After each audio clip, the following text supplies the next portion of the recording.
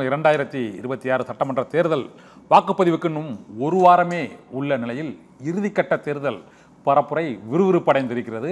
இப்போதைய தேர்தல் கள நிலவரம் எவ்வாறு இருக்கிறது என்பதை குறித்து நம்முடைய துல்லியமாக கணித்து மக்களின் எண்ணங்கள் எவ்வாறு இருக்கிறது என்பது குறித்து நம்முடைய இந்த சிறப்பு விவாத அரங்கில் பகிர்ந்து கொள்வதற்காக நாஞ்சில் கோலப்பன் திராவிட இயக்க அரசியல் ஆய்வாளர், நீண்ட நெடிய அனுபவம் மிக்கவர் நாஞ்சில் கோலப்பன் நம்மோடு இணைந்திருக்கிறார். தமிழக வெற்றி கழகத்தின் ஜேம்ஸ் மார்டின் நம்மோடு இணைந்திருக்கிறார். இது தவிர அதிமுகவின் செய்தி தொடர்பாளர் கோவை சத்யன் என்னும் சற்று நேரத்தில் நம்மோடு இணைந்திருக்கிறார். மூவரையும் வரவேற்று இந்த அரங்கில் நுழைவோம். சார், இந்த முதலில் நாஞ்சில் கோலப்பன் சார்ட்டே கேட்குறேன், இந்த தேர்தல் களத்தில் இப்போதைக்கு இந்த விஜய் முன்னேறுகிறாரா, பின்தங்குகிறாரா, அல்லது ஒரு மிகப்பெரிய தாக்கத்தை ஏற்படுத்துவாரா? இந்த கேள்வி நான் உங்கள்கிட்ட ஏன் கேட்குறேன்னா, 2006ஆம் ஆண்டு தேமுதிக அங்கு தேர்தல் களத்தில் இருக்கும் பொழுது ஒரு ஹங் அசம்பிளி, ஒரு தொங்கு சட்டமன்றம் போல 96 இடங்களில் தான் திமுக வெற்றி பெற்றது. இதே போல் அதிமுக 69 இடங்களில் வெற்றி பெற்றது. இவர்களுக்கு விட ஒரு 20 சீட்டு 25 சீட்டு தான் அதிகமாக திமுக வெற்றி பெற்று ஆட்சி பொறுப்பில் அமர்ந்தது. 5 ஆண்டுகள் ஆட்சியும் நடத்தினார்கள். ஆனால் விஜயகாந்த் பெற்ற வாக்குகள் 8.45 2006 தேர்தலில். இப்போ விஜய் இந்த 8.45 விட டபுள் மடங்கு, ஒரு 16% அதிகமாகவோ அல்லது 10% அதிகமாகவோ தாவேக தலைவர் விஜய் வாக்குகளை பெற்றால் தமிழ்நாட்டில் ஒரு கட்சி தனிப்பெரும்பான்மை வருமா? அது திமுகவாக இருந்தாலும் சரி, அதிமுகவாக இருந்தாலும் சரி, சார் அது வருவதற்கான வாய்ப்பு இருக்கிறதா? அதான் சார், தாவேக தலைவர் விஜய் நீங்கள் 96ல் உள்ளதை கம்பேர் பண்ணி இப்போ நீங்கள் பேசக்கூடாது. ஏன்னா அன்னைக்கு இருந்ததெல்லாம் 2006ல் உள்ள கதையை வச்சு நம்ம பேசக்கூடாது. ஏன்னு கேட்டால் அன்னைக்கு இருந்த 2 பேரும் பெரிய ஜாம்பவாங்க. அம்மாவும் சரி, டாக்டர் கலைஞர் அவர்களும் சரி, அவங்க 2 பேருமே அரசியலில் கடுமையான இது இருந்தாங்க. அவரை எதிர்த்து அவர் விஜயகாந்த் நின்னார் களத்தில். நிற்கும்போது அவருக்குன்னு ஒரு குறிப்பிட்ட இளைஞர்கள் கிடையாது, காமனாக இதிலேருந்து அதிலேருந்து இருக்கிறவங்க தான் இருந்தாங்க. ஆனால் இன்னைக்கு பொறுத்த வரைக்கும் தாவேக தலைவர் விஜயை பொறுத்த வரைக்கும் அவருக்கு ஒரு இளைஞர்கள் பட்டாளங்கள் இருக்குது. அதை நம்ம மறுக்க முடியாது. ஏன்னா அவர் இப்போ நம்ம பார்க்குறோம் எப்படி ஒரு அலையாக மக்கள் போய் பார்க்குறாங்க. ஆனால் பார்க்குறவங்கெல்லாம் ஓட்டு போடுவாங்களாங்கிறது தான் சந்தேகம். நீங்கள் நல்லா புரிஞ்சுக்கணும். அந்த கூட்டத்தை பார்த்துக்கிட்டு ஏமாந்ததெல்லாம் பழைய வரலாறுகள்லாம் நிறைய இருக்குது. ஆனால் அவர் அதை ஓட்டாக உருவாக்கணும். அவர் தவறுனது எங்கன்னா கூட்டணி அமைக்கையில் தவறிட்டார். அவர் ஒரு கட்சியை நம்பியே பாதி கூட்டணியை தவறிட்டார். 2வது வாக்குறுதிகள் எல்லாம் அள்ளி வீசுறாரு. அவர் வரட்டும், நாங்கள் வர வேண்டாம்னு நாங்கள் சொல்ல மாட்டோம். என்றைக்குமே திராவிட இயக்கத்தில் வந்த முன்னோர்கள் யாருமே தமிழ்நாட்டை காப்பாற்றுறதுக்கு வாங்க, டெல்லிக்கு அடிமையாக இருக்க வராதிங்கிறதா எங்களுடைய குறிக்கோள். இப்போ ஏன் எடப்பாடி பழனிசாமி வேண்டாம்? எடப்பாடி பழனிசாமியை நீங்கள் நாளைக்கு அதிமுக உள்ள எடப்பாடி பழனிசாமி கையில் இருக்க அதிமுக வந்தால் அது ஆட்டி வைப்பவர் யார் என்று கேட்டால் டெல்லி அமித்ஷாவும் மோடியும் தான். அந்த சூழ்நிலை போல உங்களுக்கு ஆயிடக்கூடாது. ஏன்னு கேட்டால் உங்களுக்கு ஒரு கரூர் வழக்கு, சிபிஐ வழக்கு இதுவரைக்கும் எங்கேயுமே இல்லை. நீங்கள் இன்னைக்கு எங்கே உங்களை கொண்டு போகிறாங்க? டெல்லியில் கூட்டிகிட்டு போய் உட்கார வைக்கிறாங்க. அதை நாங்கள் எதுக்குறோம். அந்த இடத்துல 2 பேருமே ட்ரை பண்ணாங்களா சார்? அந்த இடத்துல ஏடிஎம்கே பாஜக 2 பேருமே ட்ரை பண்ணது உண்மைதானே சார்? பாஜக கடைசியில் நீங்க சிஎம் விஜய் சிஎம்முக வச்சுட்டு எடப்பாடியை கலத்தி விட்டுலான்னு கூட முடிவெடுத்துட்டாங்க. ஆனா விஜய் அதை ஒத்துக்கல. தேர்தலுக்கு பின்னாடி பார்த்துக்கலான்னு ஒரு முடிவு கொடுத்துருக்காரு. அதுதான் அன்னைக்கு சிபிஐ விட்டு வெளியில் வரும்போது அவர் டாட்டா கட்டிட்டு வந்தது. தேர்தலுக்கு போகிறோம், நான் எவ்வளோ ஓட்டு வாங்குறேன்னா அதை நான் பின்னாடி உங்க கூட கூட்டணி வச்சுக்கிறேன்.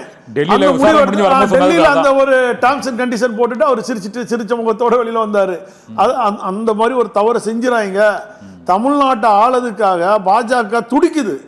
அந்த துடிப்பை நீங்க கொண்டு வந்துடுறாங்க. நீங்க எதிர்கட்சி வரிசைக்கு வாங்க, அண்ணன் ஸ்டாலின் உங்களை அவரை வரவேற்பார். இங்க நீங்க நல்லா புரிஞ்சுங்க சார். இவர் போற இடம்லாம் Stalin sir, CM sir, uncle சார்ங்கிறாரு. எங்கேயாவது ஒரு இடத்துல அண்ணன் ஸ்டாலின் அவர்கள் இவரை பத்தி பேசுறாரா? இவரை பத்தி எதையாவது குறை சொல்றாரா? இல்ல, எதுவுமே சொல்லல. அதான் குறைத்து மதிப்பிடுறாங்களோ? இல்ல, குறைத்து மதிப்பிடல. தம்பி, நீ வளர்ந்து வா. ஆனா நீ வளர்ந்து வர்றதுக்கு முன்னாடி நிறைய குற்ற குணர்வுகளை சொல்ல. நீ என்ன செய்ய போறீங்களோ அதை செய்யுங்க தம்பி. அதை நீங்க சொல்லி காட்டுங்க. இன்னைக்கு கொஞ்சம் அறிக்கை கொடுத்தாரு. இந்த மாதிரி நீங்க வாங்க, மக்களோட மக்களா கலந்து வாங்க. காலையில 6 மணிக்கு கிளம்புங்க, ராத்திரி 10 மணிக்கு வீட்டுக்குள்ள போங்க, தேர்தல் பிரச்சாரம் பண்ணுங்க.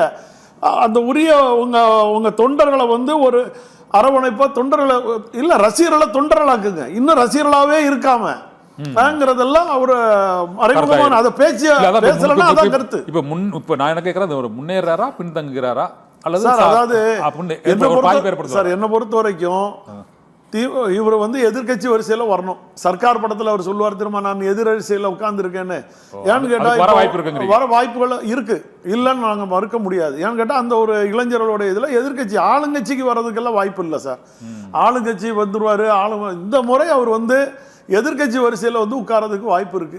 அப்பவும் பாஜக அடிமையாகாம உட்காரணும், எந்த ஆதரவும் இல்லாம உட்காரணும். அதுதான் அரசியல் களத்துல நீங்க வாங்க. அதே நேரத்துல ஏன்னா நான் இப்ப என்ன சொல்லணும், அதிமுக எடப்பாடி கையில இருக்கிற அதிமுக கொண்டு எதிர்கட்சி ஒரு சில உட்கார வைக்க முடியாது. அது பாஜக தான் நடத்தும். அந்த ரெட்டை இன்ஜின் தான் நடத்த வருவாங்க தமிழ்நாட்டில். அது வேண்டாங்கிறதா எங்களோட குறிக்கோள். நீங்க வாங்க தம்பி, நீங்க உட்காருங்க, அரசியல் 5 வருஷம் கத்துடுங்க, இன்னும் 10 படத்தை நடிங்க. 10 படத்துல நீங்க நல்ல கருத்துக்களை சொல்லுங்க. போதை இல்லாத படமா கொண்டு வாங்க. நீங்க சிகரெட் குடிக்காதீங்க, தண்ணி அடிக்காதீங்க, நல்ல கலாச்சாரத்தை கொண்டு வாங்க. புரட்சி தலைவர் எம்ஜிஆர் கொண்டு வந்தது போல நல்ல நல்ல கருத்துக்களை உங்க இளைஞர்களுக்கு விதையுங்க. வளமான ஆட்சிக்கு மீண்டும் ஒரு இளைஞர்களுக்கு சமுதாயத்துக்கு தலைவராக வாங்கன்னு எங்களுடைய கருத்து. நான் வந்த உடனே நேரம் ஏறி சிஎம் அறிவாணையில் உட்கார்ந்துட்டா அது என்னங்கிறதே தெரியாது. அது ஒரு மிகப்பெரிய பதவி. ஓகே சார், ஒரு திராவிட இயக்க அரசியல் ஆய்வாளராக ஒரு திமுக தலைவர்கள் அல்லது அதிமுக தலைவர்கள் எப்படி வந்தாங்க, அதனால விஜய் இப்போதைக்கு எப்படி வர முடியும், அதற்கான என்ன இருக்குன்னு சொல்லியிருக்கிறாரு ஜேம்ஸ் மார்ட்டின். நீங்கள் விஜயோட பிரச்சாரம், இவங்க திமுக தலைவராக இருக்கட்டும் அது அதிமுக தலைவராக இருக்கட்டும், இவர்கள் இருவருமே இந்த 234 தொகுதிகளில் பெரும்பாலான தொகுதிகளில் பிரச்சாரத்தை நிறைவு செய்து விட்டார்கள். தாவேக தலைவரோட பிரச்சாரங்கள் பல முறை ரத்து செய்யப்படுகிறது. கடந்த முறை கூட ரத்து செய்யப்படுகிறது. இப்போது 19ஆம் தேதி பிரச்சாரம் கூட ரத்து செய்யப்பட்டிருக்கிறது. மக்களை மொத்தமாக சென்று பார்க்காமலேயே நேராக சிஎம் சீட்டுக்கு வந்துட முடியும் அப்படின்னு நினைக்கிறாங்களா? முடியுமா? அது நீங்கள் எப்படி ஃபீல் பண்ணுறீங்க? அன்றாடம் இதே கேள்வி தான் வருது. அதான் என்ன அப்படின்னா, ரத்தாகிற தேதிகளில் மாற்று பயணம் அப்போ அமைக்கிறாங்கன்றதை சொல்லியிருந்தோம். இப்போ கடந்த ஒரு 2 நாள் முன்னாடி பார்த்தீங்கன்னா இந்த மாதிரி ரத்தாயிடுச்சுன்னு விமர்சனம் வைக்கும்போது அந்த 2 டேட்லேயுமே பிரச்சாரம் பண்ணியிருக்காரு. அப்போ என்ன அர்த்தம்னா, தொடர்ந்து இன்னைக்கு தினந்தோறும் பிரச்சாரம். இன்னைக்கு பார்த்தீங்க அப்படின்னா தேர்தல் அறிக்கை மூலமாக மக்களுக்கு போகிறோம். அதாவது என்னன்னா, முடிந்தவரை மக்களை சந்திக்கிறதுக்கான வழிமுறைகளும் வழித்தடங்களையும் பிளான் பண்ணி தான் கொண்டு போகிறாங்க. கூட்டம் எங்கே போனாலும் கூட்டம் காலதாமதம் ஆகுது. அதனால ஆனாலும் சென்னையில் நேற்றுலாம் காலதாமதம் ரூட் மாதிரி போயிட்டாரு, ரத்து பண்ணிட்டாங்க.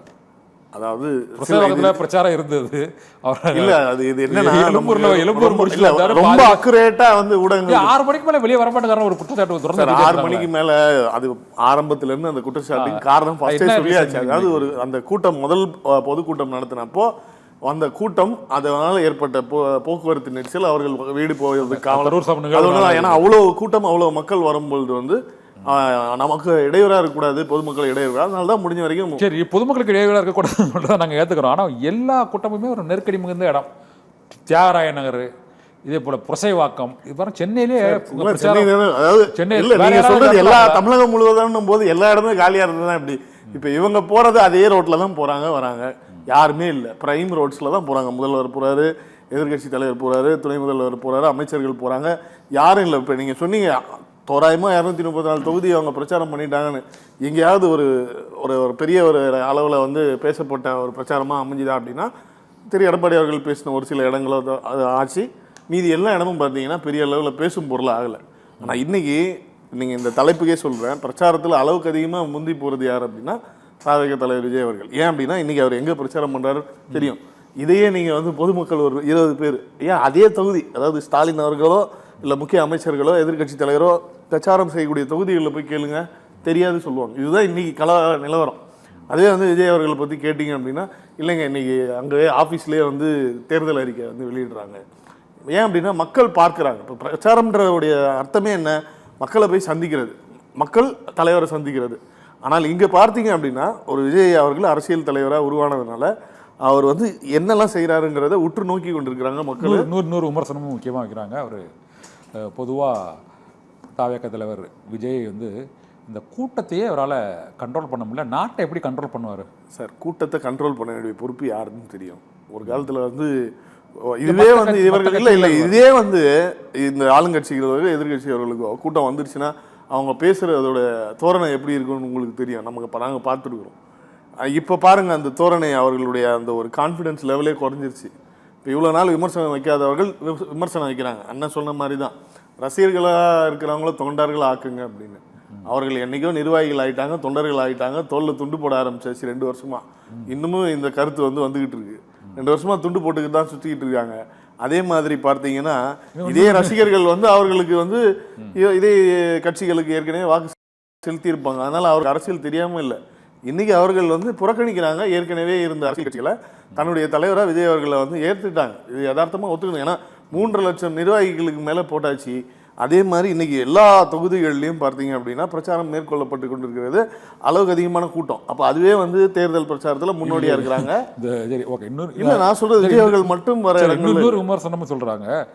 விஜயோட பரப்புரையில் ஒரு விபத்து, ஒரு மயக்கம், ரத்து, இவை எல்லாமே பிரச்சாரம் நடைபெறுவதே இல்லை. ஏதாவது ஒரு விபத்து நடந்துருது. சார், ஒரு ஸ்கூல்ல அசம்பிளி நடக்கும்போது பார்த்துருப்போம் நம்மளே. வெயிலில் ஒரு 1/2 மணி நேரம் அசம்பிளி நடக்கும். இல்லை இல்லை, நான் சொல்ல வருது ஸ்கூல்லேயே நடக்கும். அந்த மாதிரி பொது இடங்கள்ல இந்த மாதிரி நடக்கிறது ஒரு நாள் நடக்குங்க. டெய்லியா மற்ற எல்லா விஷயங்களையும் புறக்கணிச்சுட்டு இதை மட்டுமே பாருங்கிற ஒரு இடத்துக்கு தள்ளப்படுறது வேற ஒன்றும் கிடையாது. இல்ல அப்படி இல்லை. நான் முன்னாடி தேர்தலிலேயே பார்த்தீங்கன்னா இங்க ஒரு தலைவர் வராரு அப்படின்னா காலையிலேருந்து நிக்க வச்சிருவாங்க முதல்வர். அந்த மாதிரி வேட்பாளர்கள் வந்தாங்கன்னா அங்க நிறைய பேர் இல்ல, நான் முன்னால சொல்றேன், அதெல்லாம் அப்ப பேசும் பொருள் ஆகல. இன்னைக்கு என்னன்னா தேடி தேடி அவர்கள் எங்க மயக்கம் போட்டு விடுறாங்கன்னு பாருங்க அப்படின்னு. அதான் சொல்றேன், ஒரு கூட்டம் கூடுற இடத்துல டிசினஸ். அது இது குறிப்பா சொல்லணும் அப்படின்னா மக்கள், பொதுமக்கள். இப்போ உதாரணத்திற்கு ஏற்கனவே அரசியல்லையே ஊறி களப்பணி செய்தவர்களுக்கு அந்த ஒரு ஸ்டமினா, ஒரு ஃபிட்னஸ் இருக்கும். கூட்டம்னா எப்படி இருக்கும், ஒரு வெயில்னா எப்படி இருக்கும், நம்ம இப்படி ஆர்கனைஸ் தான். பொதுமக்கள் புதுசாக ஒரு அரசியல் தலைவரின் கூட்டத்துக்கு வரும்போது இதுதான் யதார்த்தத்தை காட்டி கொடுக்குது. சாமானிய மக்கள் வருகிறார்கள் அங்க. இந்த அரசியல்லே ஊறி 10 மணி நேரம் 8 மணி நேரம் தன் தலைவர்களுக்காக அங்கங்க நின்ன கூட்டம் இல்லை. இது தன் தலைவரை பார்ப்பதற்காக புதிதாக வருகிற மக்கள் கூட்டம். அதனாலதான் அவங்க அந்த ரியாக்ஷனை பார்க்க நாஞ்சில் கொல்லப்படும் சார். அப்போ அதிமுகவில் பல அணிகள் என்பது இப்போது எல்லாமே சசிகலா அவங்க திறந்தோப்பு சின்ன சசிகலா ராமதாஸ் கூட்டணி ஒரு அணியாக நிற்கிறாங்க. ஓபிஎஸ் இங்கே வந்துட்டார். இங்கே அவருடைய போடி நாயக்கனூர் தொகுதியில் வேட்பாளராக நிற்கிறார். தென் மாவட்டங்களில் அவங்க போய் பிரச்சாரம் பண்ணுறாங்க. இப்போ கடந்த முறை டிடிவி தினகரன் பெற்ற அந்த வாக்குகள், தென் மாவட்டங்களில் பெற்ற வாக்குகளை இந்த முறை இந்த சசிகலா தரப்பு பெறுவதற்கான வாய்ப்பு இருக்குதா? நீங்கள் எப்படி பார்க்குறீங்க கள நிலவரத்தில்? அதாவது திரும்ப சசிகலா அம்மா இந்த 3-4 ஆண்டு காலம் அண்ணன் ஓபிஎஸ் அவர்கள் சட்ட போராட்டம் பண்ணும்போது எடுக்கும்போதெல்லாம் அவங்க வரல. நல்லா புரிஞ்சுங்க. தினகரன் ஒன்றும் கூடால நின்று எந்த கையும் முடிக்கலை. தினகரனையும் இணைச்சிடுங்க ஐயா, சசிகலா அந்த அம்மாவையும் இணைச்சிடுங்கன்னு சொல்லி தான் இவரே இந்த சட்ட போராட்டத்தை நடத்தினாரு. இந்த தர்மயுத்த பார்ட் 2 போராட்டத்தையும் நடத்தினாரு. ஆனால் கடைசியில் இவரை கலத்தி விட்டுட்டு தினகரனை சேர்த்துக்கிட்டாங்க. அது ஏன்னா டெல்லி எஜமான்கள் சொன்னதுனால கேட்டுக்கிட்டாப்புல. அது வரைக்கும் கேட்காத ஆட்கள். ஆனால் சூழ்நிலை அவரை தனிமைப்படுத்தப்பட்டது. காணாத வரைக்கும் பாஜக என்ன பண்ணுது, கூப்பிட்டு நீங்கள் பாஜக கட்சியில் சேர்ந்துருங்க. ஆனால் அவருக்கு அழுத்தம் கொடுக்குறாங்க. இல்லை ஒரு 5 சீட்டு தாங்க, 10 சீட்டு தாங்கன்னு சொல்லி உங்கள் ஆட்களுக்கு தர, நீங்கள் திரும்பியும் பலாப்பழத்தை தூக்கிட்டு போய் நில்லுங்கிறாங்க. அவரால் செயல்படுத்த முடியாது. அப்போ அவர் என்ன நினைக்கிறாரு, தன் மக்கள் திலகம் வாழ்ந்த இயக்கம் எம்ஜிஆர், புரட்சி தலைவர் எம்ஜிஆர் கடைசி 10 ஆண்டு காலம் தான் சார் 72லேருந்து அந்த 5 ஆண்டு காலம் தான் உங்களுக்கு எதிர்த்து திமுகவை எதிர்த்து கொடுத்தார ஒழிய, திமுகவனா அந்த அவர் தலைவரை எதிர்த்து தான் அந்த குரல் கொடுத்துருப்பார் ஒழிய கட்சியை எதிர்த்து எந்த குரலும் கொடுத்ததில்லை. நல்லா புரிஞ்சிருங்க. திமுக கட்சி அண்ணாவால் தொடங்கப்பட்ட கட்சி. அந்த கட்சி அழியணும்னு நினைச்சு அவர் வருத்தம் நினைச்சதும் கிடையாது. அதனாலதான் அண்ணா திமுகங்கிறத ஒண்ணு உருவாக்குனார். நல்லா புரிஞ்சுங்க. அதனால இவர் அங்க போனதுனால அதை திமுகல இருக்கிறவங்களும் தாய் உள்ளத்தோட அணைச்சிடுவாங்க. அண்ணன் ஸ்டாலின் அவர்கள் மனதார அவரை ஏத்துக்கிட்டாரு. ஆனா நம்ம அண்ணன் என்னன்னா கூடால போறவருக்கு ஒரு 4-5 பேரை கையோட ஒரு சீட்டு வாங்கி கொடுக்கணும், தான் கூடாலே தன்னோட இருந்தவங்கள காப்பாற்றணுங்கிற ஒரு எண்ணம் அவருக்கு இல்லாம போயிட்டுங்கிறதா எங்களை போன்றவர்களுக்குள்ள வலிய ஒழியா. அதனால ஓட்டுக்கு ஒன்றும் பாதிப்பு இருக்காது. அவர் மனசு இனிமேலாவது திருந்தணும், மாறணும், தான் கூடால வரவங்களே 10 பேரை அனுசரிக்கணும், 10 பேரை காப்பாற்றணுங்கிறதா. இல்ல சசிகலா அம்மா சொல்றதுனால அது எடப்பாடி பழனிசாமிக்கு தான் பெரிய பாதிப்பு. ஏன்னு கேட்டீங்கன்னா, அதனாலதான் நான் சொல்றேன் 2வது இடத்துக்கு தான் அவர் விஜய் வருவாரு, 3வது இடத்துக்கு தள்ளப்படுவார். ஒரு சில இடங்கள்ல சீமான் 3வது இடத்துக்கு வருவாரு, 4வது இடத்துக்கு தள்ளப்படுவார் எடப்பாடி பழனிசாமிங்கிறேன். ஏன்னா நீங்க இது நடக்கலையான்னு நீங்க பாத்துருங்க. எங்க மாவட்டம்லாம் 4வது இடத்துக்கு தான் போயிருவாரு. நாஞ்சில் கோலப்பன் சொன்ன கருத்துலேருந்து ஜேம்ஸ் மார்ட்டின்ட்ட கேட்கலாம். ஜேம்ஸ் மார்ட்டின் சுருக்கமாக சொல்லுங்கள், இந்த விஜயோட பரப்புரை வியூகங்கள் வந்து ஒட்டுமொத்தமாகவே அது வந்து இன்னும் 7 நாட்களே இருக்கக்கூடிய சூழ்நிலையில் அவரால் அனைத்து தொகுதிகளுக்கும் செல்ல முடியாத நிலையில் நீங்கள் வந்து திமுக அதிமுகவை முந்தி ஆட்சியை பிடிக்க முடியும்னு நினைக்கிறீங்களா? சார் ஆல்ரெடி வந்து மக்கள் பிரச்சாரம் பண்ணிருக்காங்க சார். இப்போ மக்கள் தான் பிரச்சாரம் பண்ணணும். பிரச்சாரத்துடைய அடிப்படையே என்ன? மக்களுக்கு அவங்களுடைய தேர்தல் சின்னங்களையும் வாக்குறுதிகளையும் கொண்டு போய் சேர்க்கறது. இன்னைக்கு மக்களே வந்து வீடு வீடாக பிரச்சாரம் பண்ண ஆரம்பிச்சிட்டாங்க. இது உண்மையா இல்லையான்றதுக்கு பல சான்று இருக்கு. எல்லாரும் கூட்டமாக நின்று இந்த தடவை நாங்கள் எல்லாருமே விஜய் அவர்களுக்கு போடலான்னு இருக்கோம். இந்த தடவை முழுமையான பிரச்சாரம் தேவையில்லைன்னு நினைக்கிறீங்களா? கிடையாது. இல்லை, அப்படி நீங்கள் உடனே அந்த பக்கத்துக்கு வந்துடாதீங்க. முடிந்தவரை அவர் வந்து மக்களை சந்திக்கிறதுக்காக போறாரு. மக்களும் ரொம்பவும் பேரன்போடு வந்து அவரை வரவேற்கிறாங்க. அது போய்கிட்டே இருக்கு. நிச்சயமாக 234 தொகுதிகள்லையும் வந்து பிரச்சாரம் பண்ண முடியுமான்றது சாத்தியம் இல்லை. ஆனால் இது மாற்று ஏற்பாடுகள் முதல்ல வீடியோ பதிவு மாதிரி வெளியிட்டு அந்த மாதிரி வரும் ஒன்று வரும். அதாவது அது மாதிரி பிளான் பண்ணுவாங்க. அப்படி பண்ணாமல் இருக்க மாட்டாங்க. ஏன்னா கடைசி நேரம் இன்னும் சூடு பிடிக்கும். மக்கள் இன்னும் கூடுதல் கவனம் வந்து செலுத்துவாங்க. ஸோ அந்த பார்வையில் பார்க்கும்போது அவருக்கு வந்து தெரியுது மக்கள் எங்கே போனாலும் அலைக்கடல் என திறந்து வராங்க. மக்கள் அவர் மேலே வச்சிருக்க அன்பை புரிஞ்சுக்கிறாரு. இப்போ முடிஞ்ச வரைக்கும் எல்லா இடத்துக்கும் போகிறாங்க. இந்த ஜனநாயகம் ஓகே. ஆனால் அந்த ஜனநாயகன் திரைப்படத்தை முந்தி வெளியிட்டதில் எதுவும் அதில் அரசியல் பின்னணி இருக்குன்னு நினைக்கிறீங்களா? அது ஒருத்தர் தனிப்பட்ட நபரோட அது வந்து போலீஸ் விசாரணையில் இருக்கு.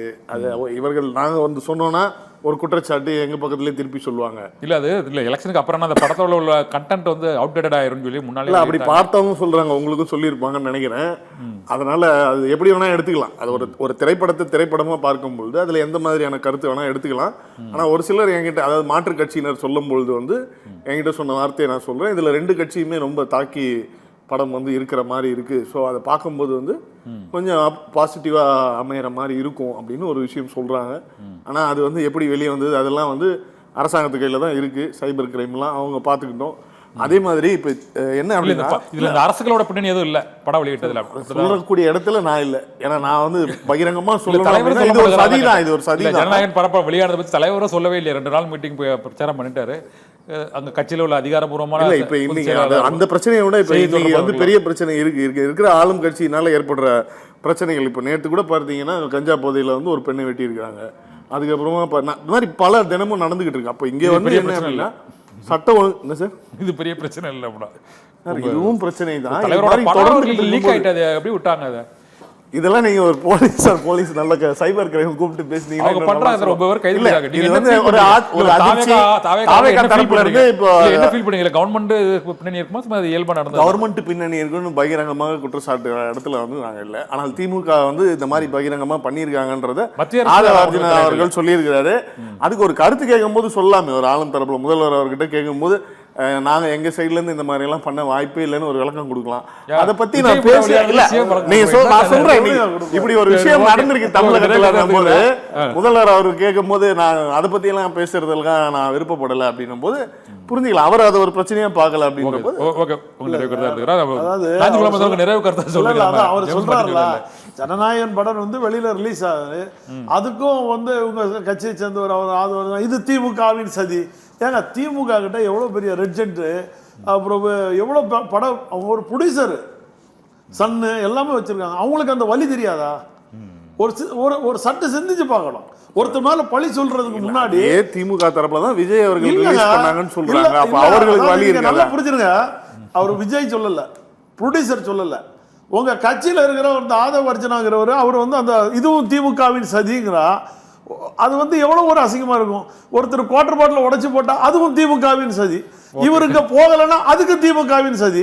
ஏங்க திமுகவின் சதி பண்ண மாட்டாங்க சார். உங்களை பண்ணுனா தொட்டா நீங்க வளர்ந்துருவீங்கன்னு தெரிஞ்சு உங்களை பேசக்கூட மாட்டாங்க. அது வந்து அம்மாவே முன்னாடி சொல்லிடுறாங்க, எதிராக நம்ம வந்து நம்மளை எதுக்குறவங்கள பேசக்கூடாதுங்கிறத. எங்கேயாவது ஒரு இடத்துல உங்களை பத்தி பேசுறாரா? அவரை விடுங்க. அவர்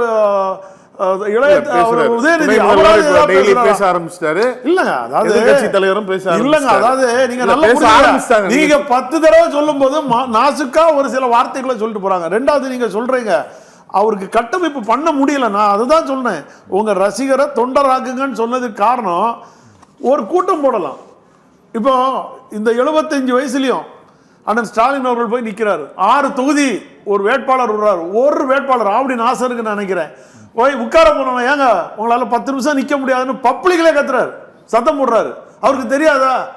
பப்ளிக்லே அவரோட குறைய சுட்டி காட்டி நான் நிக்கிறேங்கிறார். அவரோட வயசுல காலையில ஒரு கூட்டம், சாயந்தரம் ஒரு கூட்டம், இரவு ஒரு கூட்டம் முடிச்சுட்டு தான் போய் ஓய்வுக்கு போறாரு. காலையில 6 மணிக்கு எழும்பி நடைபயணத்துக்கு போறாரு. நல்லா புரிஞ்சுருங்க. ஏன் சார் உங்களால முடியல? வரணும், உங்களுக்கு பாதுகாப்பு கொடுக்குறாங்க. உங்க கேட்ட மாதிரி இங்க இருக்கிற தலைமைச் செயலாளரை மாத்தியாச்சு, டிஜிபியை மாத்தியாச்சு, உங்களுக்கு பாதுகாப்பு வந்துருச்சு. இப்போ என்ன சார் வெட்டி கொள்றாங்க, கொலை செய்யறாங்க, பாலியல் பண்றாங்கன்னு திரும்பி சொல்லிட்டு இருக்கீங்க. இன்னைக்கு சார் தேர்தல் ஆணைய கட்டுப்பாட்டுக்குள்ள தானே இன்னைக்கு இருக்கு. திரும்பியும் அவர் தான் செய்யறாரு, திமுக தான் செய்யறாரு.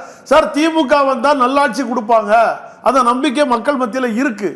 அதனாலதான் அவர் தன்னோட ஒரு அமைச்சர் தப்பு செஞ்சாலும் இது பண்றாரு, தெரு தெருவா போறாரு, வீடு வீடா போய் கேட்கிறாரு, பஸ்ல வர மக்கள்கிட்ட கேட்கிறாரு.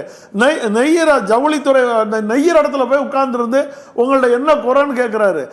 நீங்க அப்படியெல்லாம் வேண்டாம், ஒரு தொகுதியில ஒரு 10 வேட்பாளர்களை நிப்பாட்டி விடுங்க, அங்க இருக்கிற ஒரு 6 வேட்பாளர் நிப்பாட்டி விடுங்க, பேசுங்க, கிளம்பி வேட்பாளரையும் ஒரே மேடையில அறிவிச்சாங்க சார். ஆட்சிக்கு வரதுக்கு முன்னாடி ஒரு பெட்டியில புகார்லாம் வாங்கினாங்க. அந்த பெட்டி எங்க போச்சு? இன்னைக்கு மார்க்கெட்டிங் அந்த தவறு செய்யாதீங்க சொல்றேங்க. பியூரா மார்க்கெட்டிங்காக போய் ஒரு இடமா நிக்கிறாரு. 5 வருஷம் வர மாட்டாரு. அவர் இல்ல, அவர் அந்த அர்த்தத்துல சொல்லல. இன்னைக்கு யதார்த்தமா சாமானிய நாய் கட்சி ஆரம்பிச்சு 3 வருஷம் ஆச்சுல. 3 வருஷம் நீங்க என்ன குற்றத்துக்காக போராட்டம் நடத்திருக்கீங்க தமிழ்நாட்டுல? என்ன அறிக்கை கொடுத்திருக்கீங்க? பரனூர் விமான நிலையத்துக்கு எத்தனையோ அறிக்கை எனக்கு விசில் சின்னத்துக்கு ஓட்டு போடுங்கன்னு கேக்குங்க. உங்களுக்கு என்ன இது அரசியலே ஒரு நிறைய கருத்து சொல்லுங்க. அவர் என்ன பொறுத்த வரைக்கும் அதான் கேக்குறேன். நீங்க களத்துல இறங்கி நின்னுங்க. இல்ல நான் என்ன சொல்றேன், அவரு இவங்க முதலமைச்சர் மு க ஸ்டாலின், திமுக தலைவர் முதலமைச்சர் மு க ஸ்டாலினும், எடப்பாடி பழனிசாமி அவர் அவரோட உழைப்பு ஒரு நாளைக்கு 5 மீட்டிங் 6 மீட்டிங் பேசுறாங்க, சாதாரண மக்களை போய் நிறைய சந்திக்கிறாரு. ஏன்னா அரசியலுங்கும் போது சாதாரண மக்கள்கிட்ட போய் சந்திச்சு அந்த எல்லார்ட்டையும் அணுகுமுறையில மாற்றம் வேணும் அப்படின்னு நீங்க என்ன நினைக்கிறீங்க? அப்படி போகணும்னு நினைக்கிறீங்களா இல்லையா? நிச்சயமா நடக்க போகுது. அரசியல் ஒரு பெரிய பயணம், கரெக்டுங்களா? இப்ப இவங்க சொன்ன மாதிரி இத்தனை வருட ஆமா இன்னும் காலம் இருக்கு. அவர் எல்லாரையும் எல்லா மக்களையும் சந்திக்க போற, எல்லா தொகுதியிலையும் அதெல்லாம்